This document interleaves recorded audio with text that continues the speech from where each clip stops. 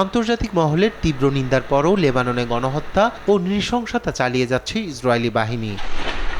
স্থানীয় সময় মঙ্গলবার দক্ষিণ লেবাননের সারাফান শহরের একটি সেনাঘাঁটিতে ইসরায়েলি বিমান হামলায় লেবাননের কয়েকজন সৈন্য নিহত হয়েছেন। ওই ঘাঁটির কাছাকাছি বসবাসকারী কমপক্ষে ১৭ জন বেসামরিক লোক আহত হয়েছে বলে জানায় দেশটির সামরিক বাহিনী।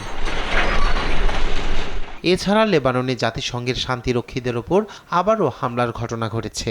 লেবাননে নিয়োজিত জাতিসংঘ শান্তিরক্ষা mission United Nation Interim Force in Lebanon জানিয়েছে, ইসরায়েলের সীমান্তের কাছে রামিয়া গ্রামের পূর্বে একটি ঘাঁটিতে আঘাত হানার পর ঘানার ৪ জন শান্তিরক্ষী আহত হয়েছেন। তাদের মধ্যে ৩ জনের হাসপাতালে চিকিৎসার প্রয়োজন হয়েছে।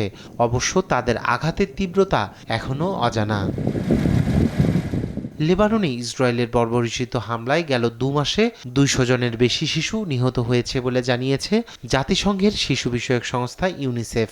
স্থানীয় সময় মঙ্গলবার এক বিবৃতিতে সংস্থাটি জানায়, লেবাননে প্রতিদিন গড়ে ৩ জন শিশু প্রাণ হারাচ্ছে। কয়েকদিনের মধ্যে লেবাননে ২০০-র বেশি শিশুর মৃত্যু হলেও এই সহিংসতা থামাতে সক্ষম ব্যক্তিরা কার্যত কোনো পদক্ষেপ নিচ্ছেন না। এটি এক ভীতিকর নীরবতা। গত ১০ দিনে লেবাননে ৬টি হামলায় বহু শিশু নিহত হয়েছে। এসব ঘটনায় বেশিরভাগ ক্ষেত্রে পুরো পরিবার ধ্বংস হয়ে গেছে। এদিকে ইসরায়েল ও হিজবুল্লাহর মধ্যে যুদ্ধবিরতির খসড়া প্রস্তাব নিয়ে আলোচনার জন্য লেবানন সফর করেছেন যুক্তরাষ্ট্রের দূত আমোস হোস্টেইন।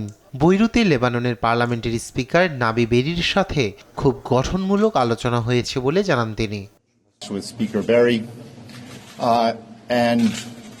আমরা স্পিকার বেরির সাথে খুব গঠনমূলক আলোচনা করেছি এবং আমরা গত কয়েক সপ্তাহ ধরে আলোচনার মাধ্যমে মতবিরোধগুলো সংকুচিত করার চেষ্টা অব্যাহত রেখেছি। এখন সিদ্ধান্ত নেয়ার একটি মুহূর্ত। আমি এখানে বৈরুতে এসেছি সেই সিদ্ধান্তের সুবিধার্থে, এই দ্বন্দ্বের অবসান ঘটাতে সমস্ত পক্ষ একমতের দ্বারপ্রান্তে।